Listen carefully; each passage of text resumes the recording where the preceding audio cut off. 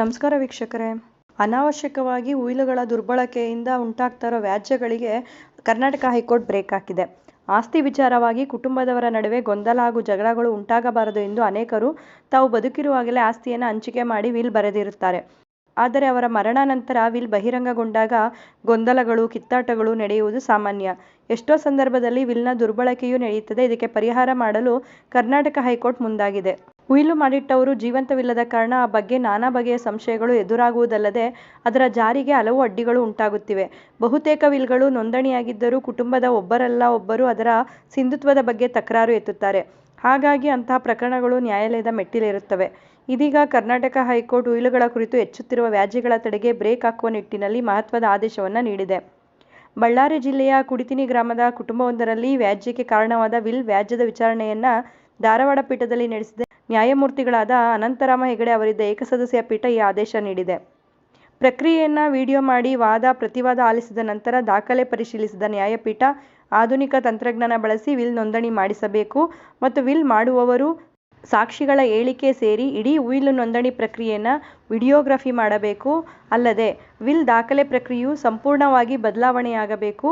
ಆ ನಿಟ್ಟಿನಲ್ಲಿ ಸರ್ಕಾರ ಕಾಯ್ದೆಗಳಿಗೆ ಸೂಕ್ತ ತಿದ್ದುಪಡಿ ಮಾಡಬೇಕು ಎಂದು ಸರ್ಕಾರಕ್ಕೆ ಆದೇಶಿಸಿದೆ. ವಿಲ್ಗಳ ಜಾರಿಗೆ ಸಂಬಂಧಿಸಿದಂತೆ ವ್ಯಾಜ್ಯಗಳು ಏರ್ಪಟ್ಟಾಗ ಉಯಿಲು ಸರಿಯಿದೆ ಇಲ್ಲ ಎಂದು ಸಾಬೀತು ಮಾಡಲು ವಿಲ್ ಮಾಡಿದವರು ಬದುಕಿರುವುದಿಲ್ಲ.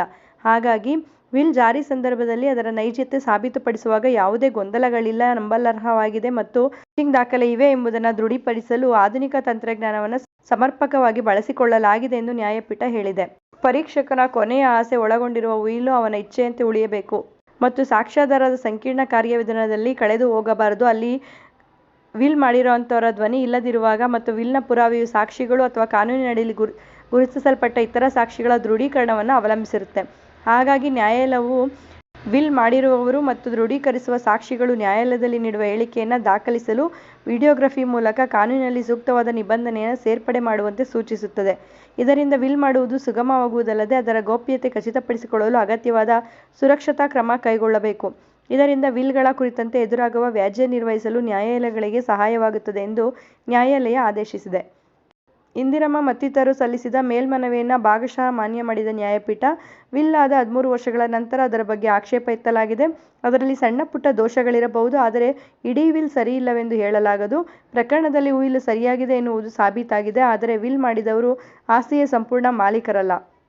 ಅವರಿಗೆ ಆಸ್ತಿಯಲ್ಲಿ ಅರ್ಧ ಮಾತ್ರ ಪಾಲು ಇದೆ. 1, 2 ಮತ್ತು 3ನೇ ಆಸ್ತಿ ಜಂಟಿ ಕುಟುಂಬಕ್ಕೆ ಸೇರಿದ್ದು ಎಂಬುದನ್ನು ಸಾಬೀತುಪಡಿಸಲು ಯಾವುದೇ ದಾಖಲೆ ಸಲ್ಲಿಸಿಲ್ಲ. ಆದ್ದರಿಂದ ಅರ್ಜಿದಾರರು ಆಸ್ತಿಯಲ್ಲಿ ಯಾವುದೇ ಪಾಲು ಪಡೆಯಲು ಅರ್ಹರಲ್ಲ ಎಂದು ಆದೇಶ ನೀಡಿದೆ. ಬಳ್ಳಾರಿ ಜಿಲ್ಲೆಯ ಕುಡಿತಿನಿ ಗ್ರಾಮದ ಕರಿಬಸಪ್ಪ ಅಲಿಯಾಸ್ ಒಡ್ಡಟ್ಟಿ ಬಸಪ್ಪ ತನಗೆ 85 ವರ್ಷವಿದ್ದಾಗ 2005ರ ಮೇ 9ರಂದು ತಮ್ಮ ಆಸ್ತಿಯ ಮೂಲ ವಿಲ್ ಬರೆಸಿದ್ರು. ಅವರು 2009ರಲ್ಲಿ ನಿಧನರಾಗಿದ್ದರು. ವಿಲ್ ಜಾರಿ ವಿಚಾರ ಬಂದಾಗ ಸಾಕ್ಷಿದಾರರೊಬ್ಬರು ತನ್ನ ಸಮಕ್ಷಮದಲ್ಲೇ ವಿಲ್ ಮಾಡಲಾಗಿತ್ತು, ಅದಕ್ಕೆ ತಾನೇ ಸಾಕ್ಷಿ ಎಂದು ಹೇಳಿದ್ದರು. ಆದರೆ ವಿಲ್ ಪರೀಕ್ಷಕರು ಒಡಟ್ಟಿ ಬಸಪ್ಪ ವಿಲ್ ಮೇಲೆ ಮಾಡಿದ ಸಹಿಯನ್ನು ಪರಿಶೀಲಿಸಿ ಸಹಿ ಅವರದ್ದೇ ಎಂದು ಹೇಳಿದ್ದರು. ಆದರೆ ಮತ್ತೊಬ್ಬ ಸಾಕ್ಷಿ ತನಗೆ ವಿಲ್ ಬಗ್ಗೆ ಏನೂ ಗೊತ್ತಿಲ್ಲ ಎಂದಿದ್ದರು. ಹಾಗಾಗಿ ವಿಲ್ನಲ್ಲಿ ಬರೆದಿದ್ದಂತೆ ಆಸ್ತಿ ಹಂಚಿಕೆ ಸಂಬಂಧ ವ್ಯಾಜ್ಯ ಏರ್ಪಟ್ಟಾಗ ಅರ್ಜಿದಾರರು ಅಧೀನ ನ್ಯಾಯಾಲಯದ ಮೊರೆ ಹೋಗಿದ್ದರು. ಜಿಲ್ಲಾ ನ್ಯಾಯಾಲಯ ಅರ್ಜಿ ತಿರಸ್ಕರಿಸಿದ್ದನ್ನು ಪ್ರಶ್ನಿಸಿ ಅವರು ಹೈಕೋರ್ಟ್ ಮೊರೆ ಹೋಗಿದ್ದರು. ವಿಲ್ ಮಾಡುವವರ ಕೊನೆಯ ಆಸೆ ಒಳಗೊಂಡಿರುವ ಉಯಿಲು ಅವರ ಇಚ್ಛೆಯಂತೆ ಉಳಿಯಬೇಕು ಮತ್ತು ಅದು ಸಾಕ್ಷ್ಯಾಧಾರದ ಸಂಕೀರ್ಣ ಕಾರ್ಯವಿಧಾನದಲ್ಲಿ ಕಳೆದು ಹೋಗಬಾರದು ಅಂತ ಹೇಳಿ ಈ ಒಂದು ತೀರ್ಪನ್ನು ನೀಡಲಾಗಿದೆ. ಅಂದರೆ ಕೆಲವೊಂದು ಸಲ ವಿಲ್ ಮಾಡಿರೋವಂಥವ್ರು ತೀರ್ಕೊಂಡ ನಂತರನೇ ಆ ವಿಲ್ ಜಾರಿ ಬರುತ್ತೆ. ಇಂಥ ಸಂದರ್ಭದಲ್ಲಿ ಸಾಕ್ಷಿಗಳನ್ನು ಪ್ರಮುಖವಾಗಿ ಪರಿಗಣಿಸಲಾಗುತ್ತೆ. ಕೆಲವೊಂದು ಸಲ ಈ ಸಾಕ್ಷಿಗಳು ಕೂಡ ಸುಳ್ಳು ಹೇಳುವಂಥ ಸಾಧ್ಯತೆಗಳಿರುತ್ತೆ.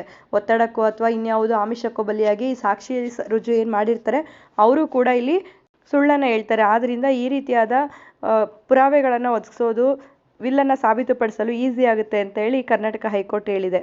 ಮಾಹಿತಿ ಉಪಯುಕ್ತ ಆಗಿದೆ ಅಂತ ಭಾವಿಸ್ತೀನಿ. ಮತ್ತಷ್ಟು ಮಾಹಿತಿಗಾಗಿ ನಮ್ಮ ಚಾನಲನ್ನು ಲೈಕ್ ಮಾಡಿ, ಶೇರ್ ಮಾಡಿ.